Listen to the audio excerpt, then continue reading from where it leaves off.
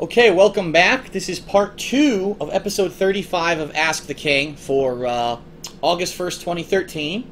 If you missed part 1, be sure to check it out over on the King of Hate Vlogs on YouTube, where you could be watching this, or you might be watching this on live stream. I don't know. Alright, we've got quite a lot more questions to get to. We're going to get right into it, because I got to get through a lot of them right now, okay? Okay. This one is about, from Kev Factor. And he asks, Dear DSP, since you're always complaining about space, why don't you rent a storage unit or rent an old room in your parents' house and put a lot of your junk in it? This could allow you to buy even more stuff down the road, okay? Well, what he's talking about is recently I did a condo tour. I do one once a year, and my place has become insanely cluttered, okay? It's just a fact. It's not like a speculation or people. It's cluttered like shit, man. It's cluttered. Now, the number one thing that's taking up space, and this is what people didn't understand from the condo tour videos, all right, is that these boxes. So, for example, right over here, I've got boxes from statues, all right? And people say to me, oh, Phil's a hoarder. What does he need these boxes for? All right. Let me explain something to you, all right? These statues, these boxes are full of styrofoam. The styrofoam conforms around the bodies of the statues. This is how they ship them to you. If I throw this out, when I move, how am I going to safely move all these statues? Literally, I'd just be putting them in risk. Then I would have to go buy more packing materials, why would I do that? So a lot of people just not understanding the reason I save these is because I am planning to move in the near future, and I need to have a safe way to move all of these statues. I need to save the original packing materials. So my condo right now is overloaded with all these boxes, okay? So the problem is, where do I put them all? And the answer is they're just everywhere. They're in my closet, in my bedroom. They're over here crunched to the corner. They're under my side end tables. There's one right over there, right in front of me from The Last of Us. They're just everywhere. So Kev Factor says, why don't you get a storage space? Well, the bottom line, Kev, I looked into it. Wait till you hear this. All right? For a 5 foot, so we're talking, how big is 5 feet? 1, 2, 3, 4, 5. So 5 foot by 7 foot, okay, which is about a little bit taller than me, by 5 foot room. So 5 foot by 5 foot. It's not a lot of space. It's basically like a very small closet. They're charging almost $100 a month in Connecticut. For whatever reason, I don't know why, because people have been telling me that storage space in where they live is cheap. It's insanely expensive here in Connecticut. And I checked 3 different storage places. They're all ridiculously expensive like that, okay? It's absolutely out of hand. Now, at this condo that I live in, I'm supposed to have storage space. There's a basement in this condo that used to have areas that were like sectioned off for each unit where I'm supposed to be able to store things. But unfortunately, when I moved into this condo, okay, apparently there was this major problem where bums were breaking into the basement and living down there in everyone's clutter, all their junk basically. They had to have police come in and basically literally throw these people physically out into the streets because they kept breaking into the basement. Then upon throwing the bums out, they found that the basement was in massive disrepair. A lot of units had toilets that were leaking. There was massive mold everywhere. So they basically said, we can't use this space anymore. It's too disgusting. And they did eventually do a massive basement cleanup. But apparently the basement, because I guess this is considered, we're at low sea level or whatever here, it's a flood risk, and they said no one can ever store stuff down there anymore. So even though I'm supposed to have storage space, I never have had it since I moved here in 2009. So the other possibility that Kev said was, well, what about your parents' house? No. My parents have 3 cats who run all around the house. If I were to bring these boxes into their house, they would immediately go after them, rip them the fuck apart. In addition, I don't think my parents, they only have like 1 spare room, and they basically made that the cat's room, and the cats live in that room. So, unfortunately, there's no go at my parents' house either. So really, I'm just stuck here with all these boxes until I finally move and I have somewhere to put them. Alright, next question. Hey Phil, I was wondering, now that the internet speed is increased, and what he's talking about is that a few weeks ago my ISP gave me a major speed upgrade on my internet. I have 90 megabit per second download and 30 megabit per second upload now, okay? So we do everything about doing longer videos but less of them for YouTube. So instead of 10 10-minute videos, would you put out 5 20-minute videos? That's from Hardcore Gamer 12321. All right, let me explain something here, okay?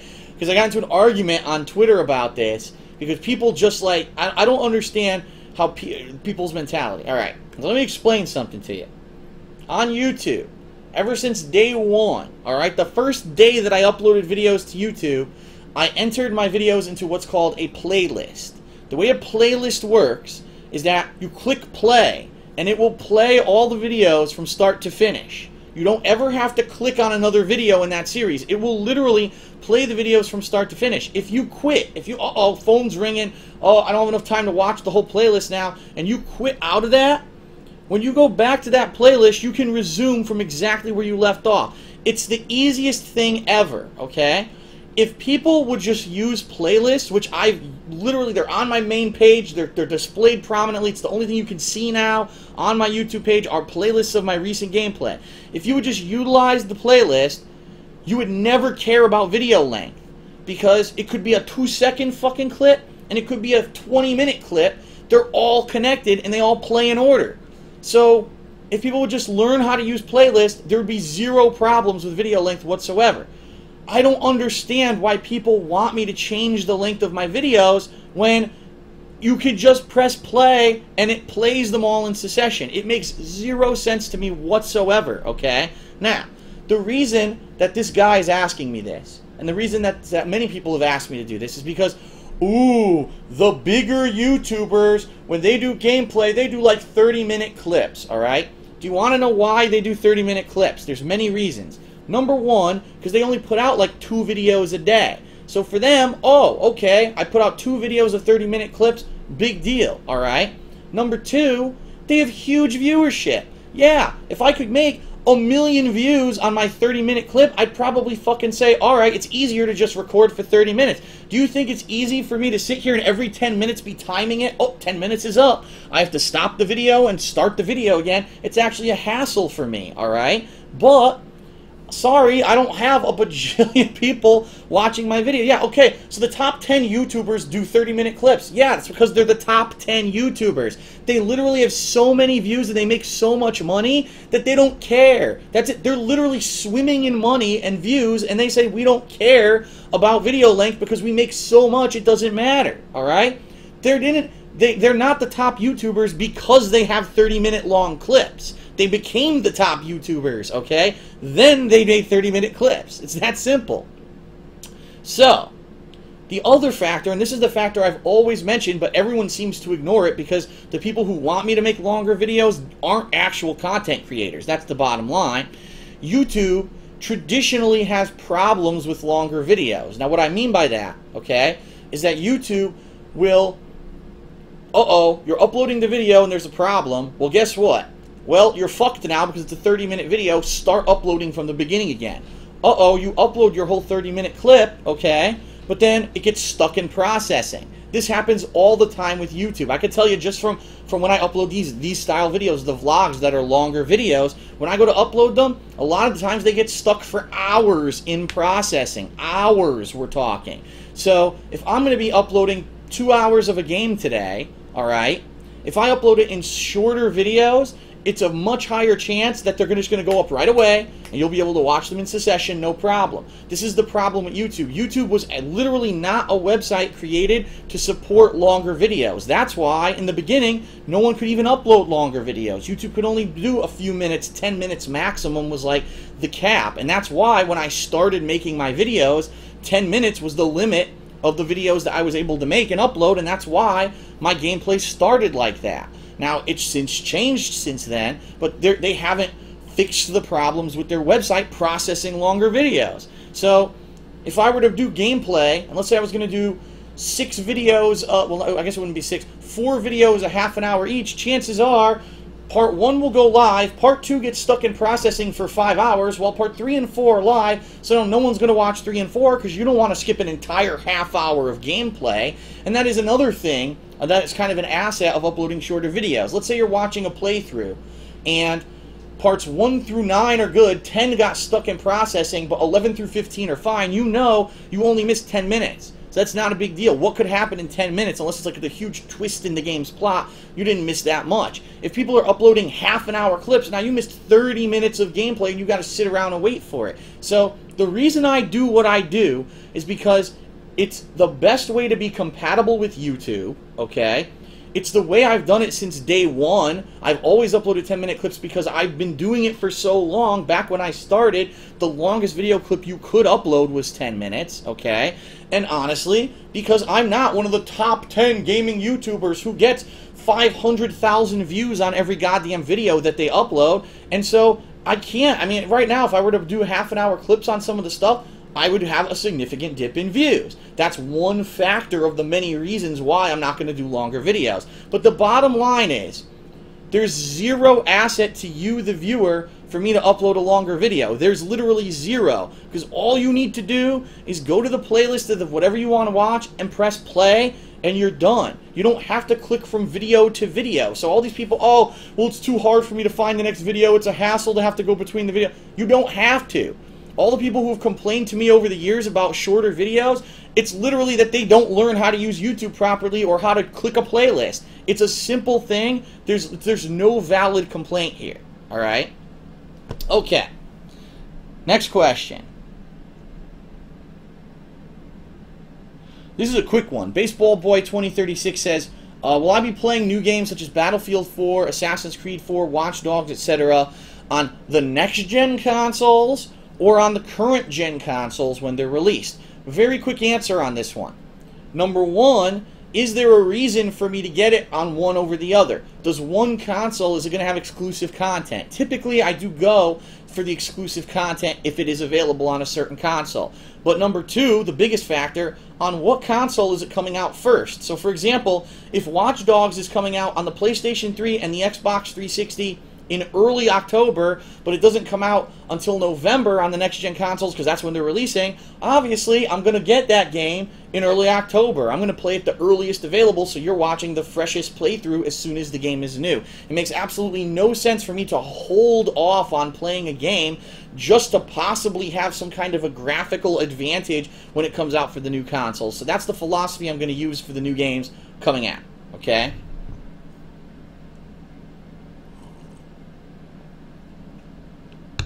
Next question. Let's see here. Sorry, I got stuck here. All right, this one is from Smash573, and he asks, Dear Phil, the only Wii U game that you've mentioned for this year that you're going to play is Pikmin 3. But you haven't mentioned about any of the other Wii U games that are coming out in 2013. So he mentions some. He says, what about Super Mario 3D World, which would be perfect for co-op with John Rambo? What about Sonic Lost World? What about The Legend of Zelda Wind Waker HD that's being remade? Wonderful 101, Donkey Kong Country Tropical Freeze, etc. The bottom line is this. I never said I'm not playing those games. Those games don't have release dates. They don't. Nintendo, they made, oh, it's coming out in 2013. That doesn't mean jack shit. So until Nintendo on a calendar says, oh, Super Mario 3D World's coming out in October on this day, then I'll say, okay, I'm considering playing it. But Nintendo came out at E3, announced a whole slew of games, and gave them no fucking release dates. I don't care what's coming unless I know when it's coming, all right?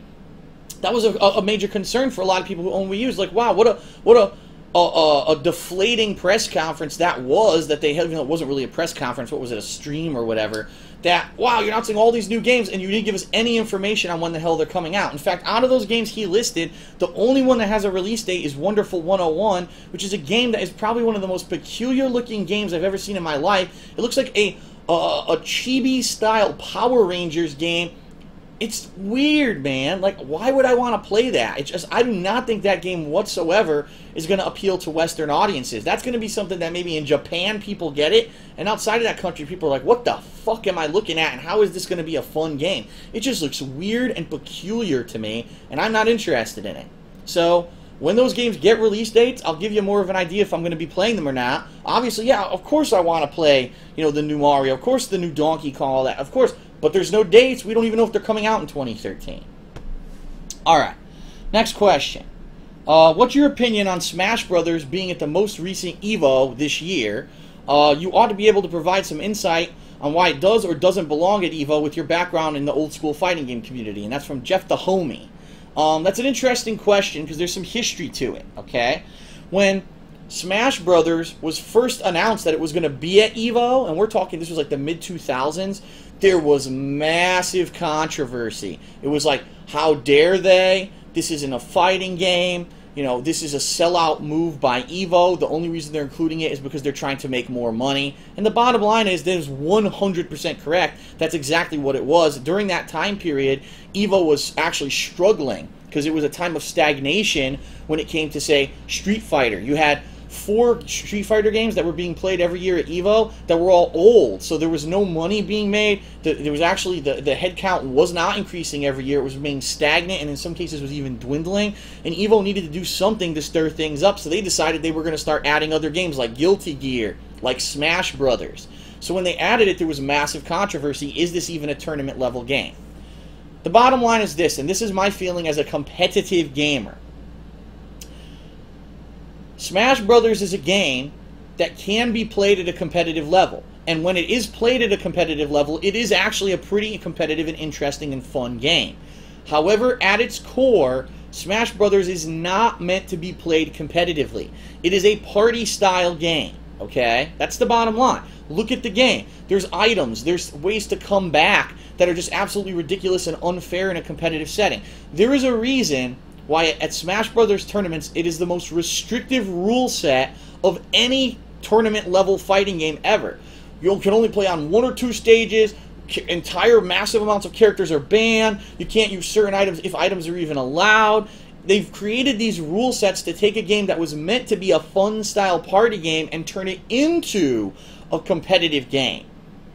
I don't think that's the heart and the soul and the spirit of the game. Again, I'm not trying to talk down to people who play the game at a competitive level. I completely respect them. The game does have a competitive scene and is actually very competitive when you have certain rule sets, but that's not what the game was designed to be. It's not a traditional, you know, one team versus the other team, and you have rounds, for example. It's just weird. It's not really traditional style fighting game combat. And so it's interesting that over the years, it was funny, that game was never even categorized as a fighting game until one year EVO decided to include it, and then all of a sudden it became a major part of the mainstream fighting game community, and all of a sudden everyone's attitudes changed. So it's a good game. It could be competitive. I don't think that's the spirit of the game.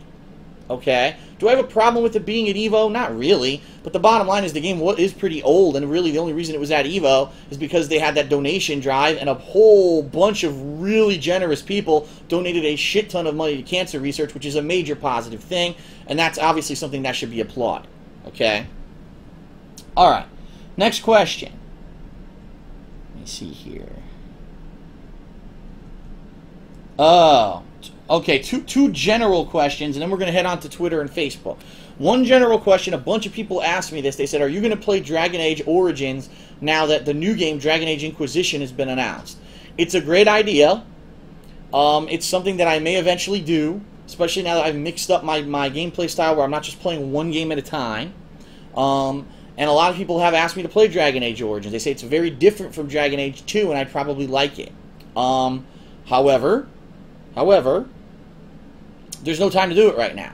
Right now, this month, once I beat Chrono Trigger, and with all the new releases coming out, that's it. This year is pretty much booked till the end of the year. There's going to be no downtime between all the new games coming out, the new consoles, the hilarity, and the massive amount of content that GTA 5 is going to create.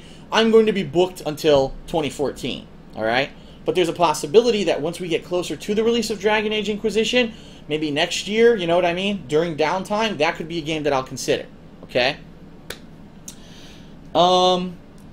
This next one is funny. A couple people asked me about this one too. They said, what do I feel about the current situation going on in the competitive fighting game community with player collusion? You might be saying, what is player collusion? What does that mean? What it means is that in any kind of a competitive situation, it could be sports, it could be any kind of a competition, okay? The players don't play for real. They don't play to their utmost. They're not really trying to win. The outcome is predetermined, okay? And there's usually some behind-the-scenes agreement between the players, all right, A lot of the times it's like a money split, or some kind of a situation, you scratch my back, I'll scratch yours, okay? And basically it's meant to throw the outcome of what's going on. So, for example, in football, if there are two teams, and on one team there's two players who purposely play like shit during that game or get injured on purpose during the game, but that's because behind the scenes they took a big payout, and of course that throws off the results of the game. That could throw off gambling results. That's called player collusion. Now, what's happening right now in the fighting game community, it's finally coming to light that there are a lot of top players in that community who are buddy-buddy. Oh, we're buddy-buddy. And when they go to tournaments, they're not actually playing to their utmost. They're throwing matches. They're picking characters who normally they wouldn't even pick as a character in a tournament. And they're throwing the outcomes of the matches. And then come to find out, behind the scenes, they're splitting the pot. So instead of one guy winning and getting first place and one guy getting second and taking a huge cut of what he would have won if he got first, they're playing it safe and saying, well, we'll both take that middle ground amount of money and then we'll just fake the finals. This recently just happened at a, I think it was called Battlegrounds tournament between Sanford Kelly and Chris G. Apparently Sanford picked up character, I think Boxer, who he doesn't really pick in tournament play, or he would never pick in that situation. And immediately they said this is player collusion. Why is he doing this? Not countermat. You know what I mean? Like, why? Now they're going to pretend like they're playing the finals, and then they're just going to split the money behind the scenes. So Spooky, you know, Spooky's been around the block. He's been around for quite some time. He's been a major part of the fighting game community for the past several years, giving them for completely free live streams of these events. And he wants legit gameplay. He doesn't want these players acting like dicks and making it this exclusive community where, oh, if you're a top player, come on in and you'll all make more money because we're going to do all these dirty things behind the scenes. That completely ruins the competitive spirit of a tournament, okay? Spooky saw this was happening in the finals of the tournament. He shut down his stream and he walked out. He said, fuck this tournament. I don't care what you guys do for the finals. You could split the money. You could play it out. You could not play it. I don't give a fuck. I'm leaving. And you know what? That was a respectable decision from someone who's been around the block, and he knows that this is bullshit going on, and he's not going to put up with it. But here's the bottom line. This has been going on since fighting games ever started having tournaments, and I have definitive proof of it, all right? As far back as... a lot of you might know what I'm talking about, and a bunch of you are not. There was a documentary made in the 1990s regarding the West Coast, California, all right, fighting game community. It was called Bang the Machine. And what it did, it followed this group of specific top players through their efforts at local tournaments and such to make a qualifying team to be Team USA to fly out to Japan and participate in an exclusive US versus Japan exhibition match at a major tournament in Japan.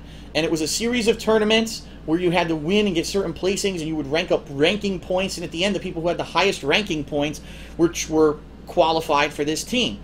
It is well documented that there was player collusion. It was funny because this guy is the most well-known player for a certain game. He gets third place, and it's funny because the people who got second and first are his buddies who were trying to get onto the team, and they needed more points, all right? It was well documented that this happened. It was massive player collusion, and it was factually proven that this happened. Now we're talking, what, 15 years ago this happened? I've been to tournaments where this happens all the time. Sometimes it was so bad, right? It got so bad at one point, you'd have these top players who always win tournaments. They wouldn't even play the finals. They'd say, well, thanks for coming, everyone, but there's no finals. We're just splitting the pot. To which everyone would be like, what the fuck? What kind of a competition is this where you don't even have finals because these guys just want to share money? Because basically, they're not in the real spirit of competition. They're doing it for the money.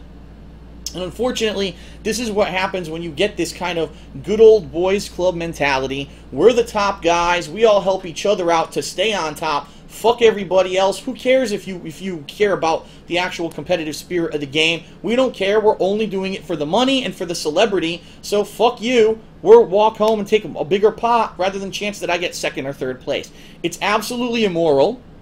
It's absolutely detestable from anyone who competitively participates in anything, all right? But the problem is, unlike professional sports, in professional sports, there's a regulating body. There is an authority in professional sports that investigates, you know, suspected collusion and will call people out on it and even fine or fire people from their jobs. The problem is the fighting game community has no regulatory body. So people can do this shit, and what's to stop them?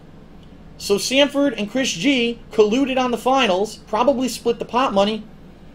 What negative thing happened to them besides a little bit of negative press on the internet for people who are a little bit more honorable? What hurt? It doesn't hurt them at all. And there's no one to say, well, fuck you, now you're banned from 20 tournaments. You know what I mean?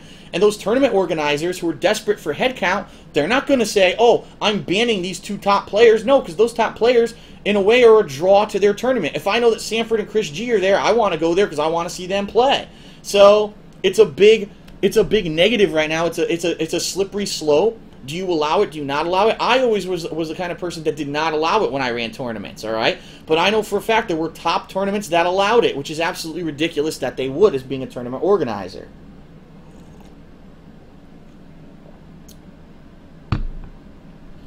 Oh, apparently people are saying Chris G was banned from another tournament.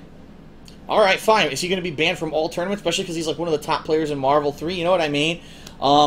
There needs to be a regulatory authority who's trusted to be this independent party who can investigate stuff like this.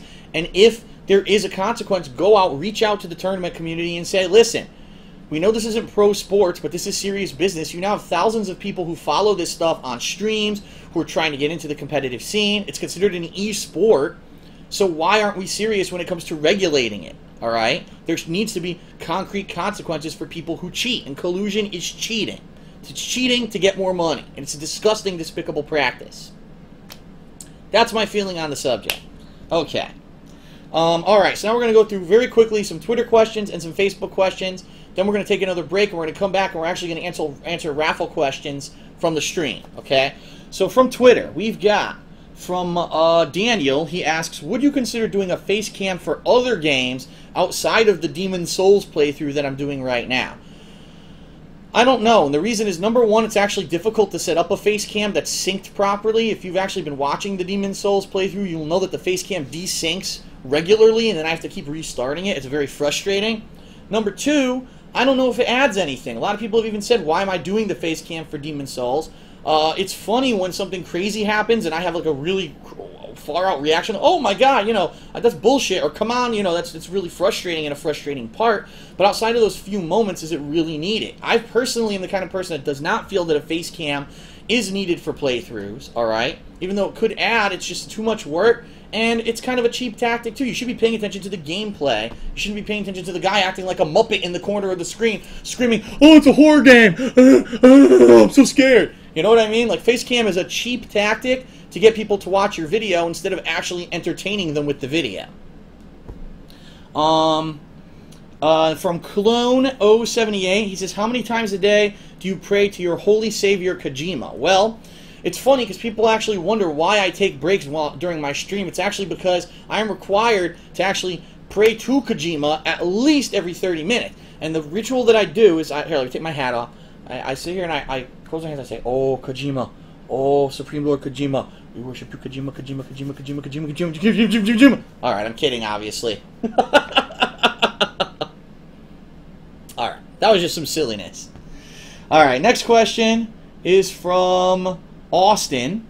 And Austin says, when will your podcast move out of the beta phase and no longer be considered a beta?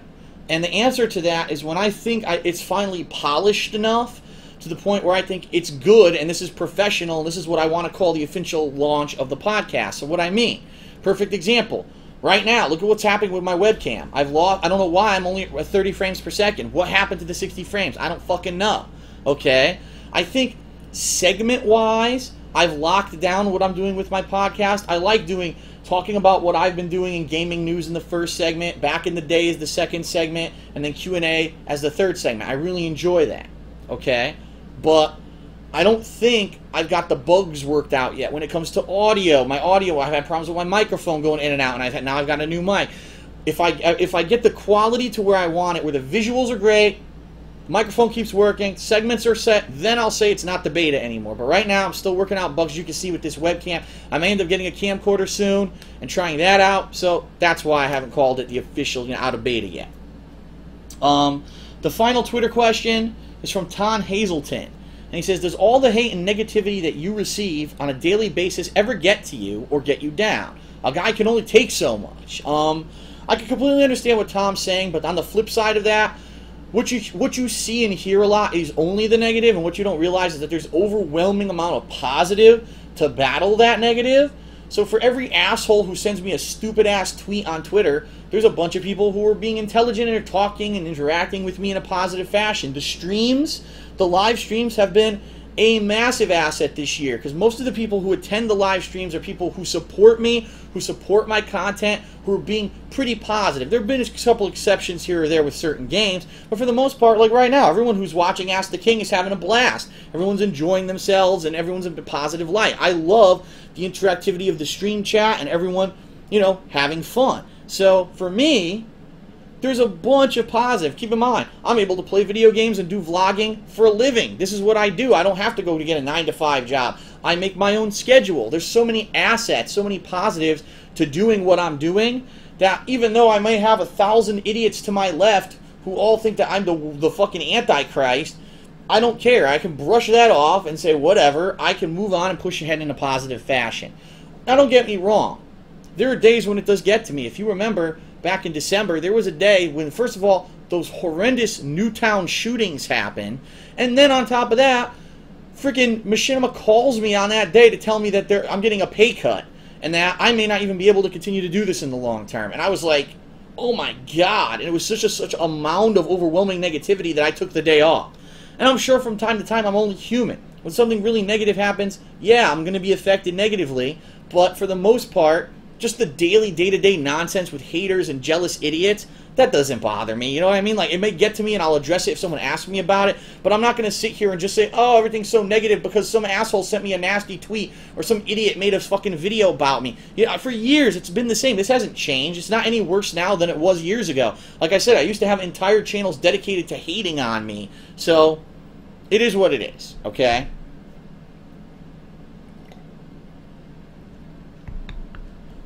Okay, I'll very quickly get through the Facebook questions, and then we'll get to the third segment, which will be the Q&A with the stream chat, all right? First question on Facebook from Rel Gazelle. It says, what is the worst movie you saw as a kid?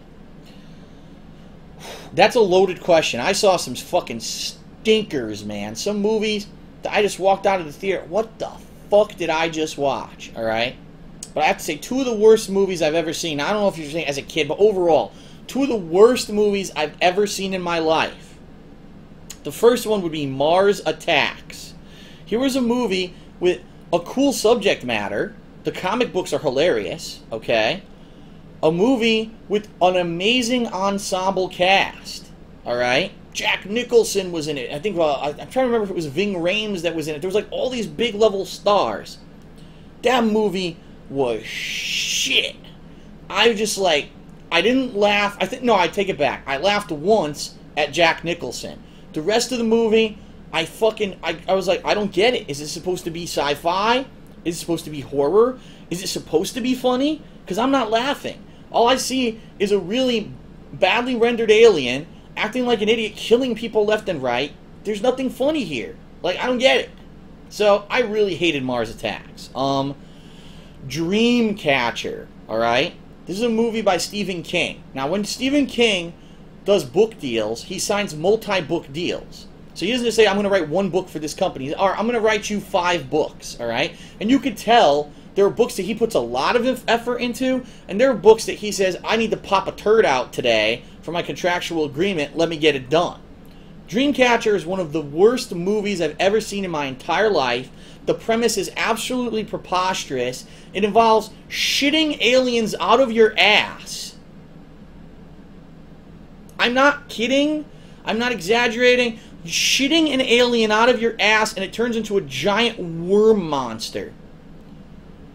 What the fuck was he thinking with this one? And then they made it a movie. And it's so funny because if you watch the trailer for this movie doesn't mention aliens, doesn't even mention it. It's just about some guy that like went crazy in the woods. So you think it's like some tense thriller about some guy who's going crazy in the woods killing people. No, it's people shitting aliens out of their asses and the aliens turn into giant worm creatures that kill people.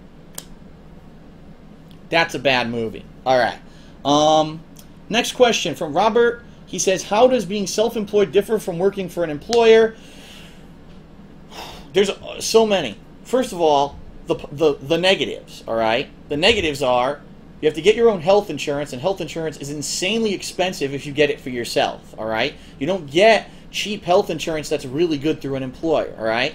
You have to keep track of all of your own finances, your taxes, your tax write-offs. You have to, if you're self-employed, you have to get a professional to do your taxes because there's so many loopholes and things that you can do.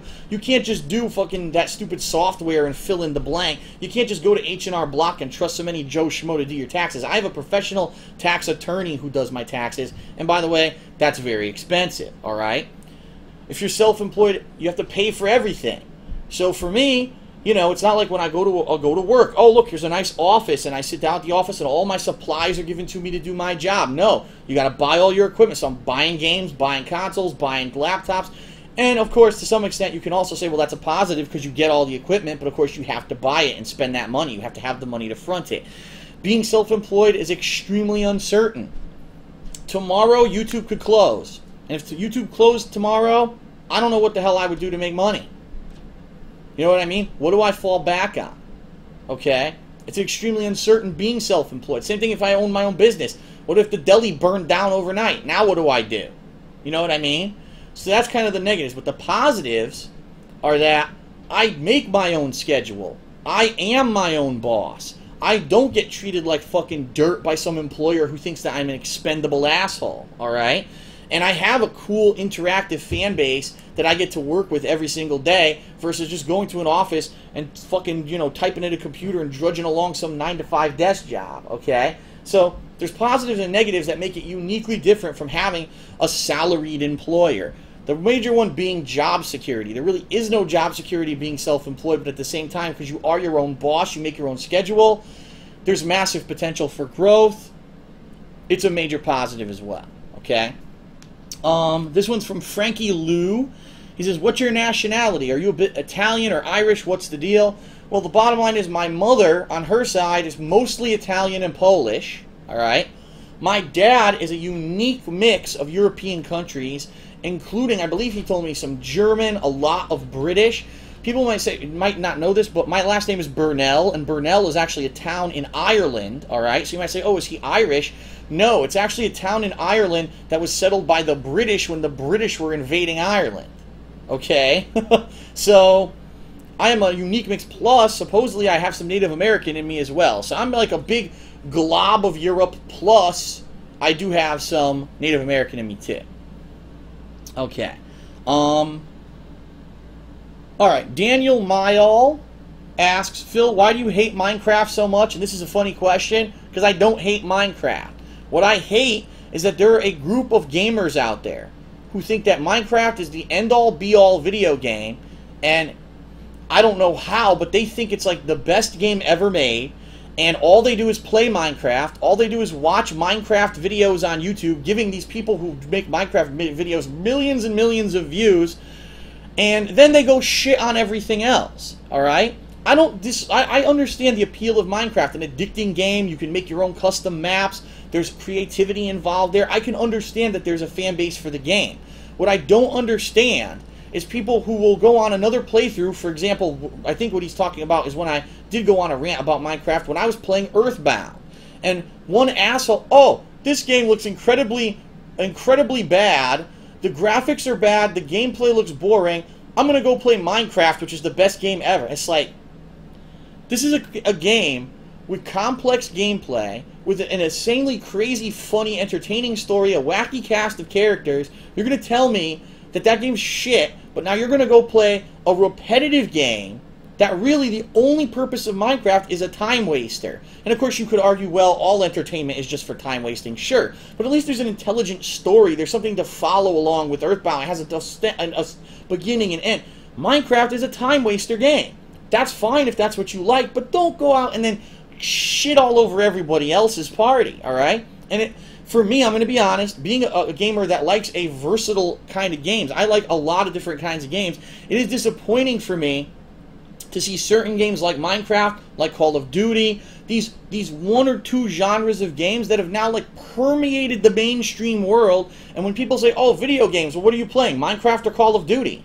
And I'm like, oh, there's more than two fucking games. It's crazy. I go to the store and they're selling Minecraft styrofoam pickaxes, fucking creeper heads that you can put on Minecraft backpacks. I'm like, how the fuck did this game become so popular? This is like the epitome of gaming for thousands of people now. It blows my mind. So again, I'm not shitting on the game. I'm not saying that the game can't be fun. I understand the game has a place. I don't understand the people that this is all they do when it comes to gaming, and then they go shit on everyone else who wants to do something else. And then they disrespect the classics, saying that those are boring and crap, but Minecraft is God. It's such a fucking little-minded, closed-minded way to think about stuff. Alright, the last question, and we're going to go on a break here, is from Liam.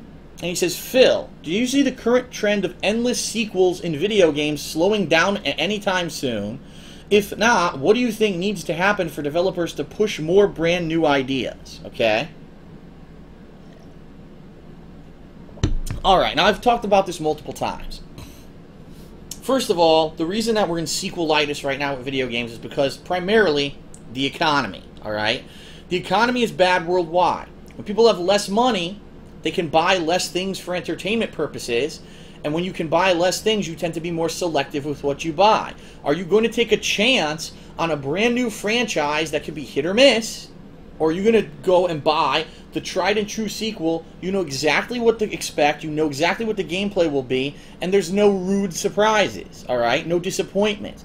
This is the problem right now. There are a lot of games, I mean, this past year, there actually have been some IPs that came out. What was that one? Fuse, there was probably maybe 5 or 6 new franchises that all took a chance and flopped. They did terrible. They did not do well, and the games were not that good. Okay, and so people who took money, spent money on those franchises, are now insanely disappointed that they wasted their money on those games because they didn't turn out very good. I should have saved my money for Assassin's Creed 4 and Call of Duty and the same games that you people buy every year. Now, two things could turn the tide. Number one, obviously, the economy could turn around. Maybe by some flip, there'll be an economic boom in certain sectors, there'll be more jobs, people will have more money, and then they'll take more chances, more original games will be developed, and more people will spend money on these original games. But the other thing, traditionally, is the new console lineup. Traditionally, when new consoles are released, new game franchises are released. And we've already taken a look at some of the games that have been showing up that are going to be games for the new consoles. Things like Knack, things like Titanfall. I'm trying to think of the new franchises that come out. Destiny. There will be new franchises that will come out, and hopefully these new franchises will try to innovate. It won't just turn into sequelitis, where it's the same shit or rehash shit all the time.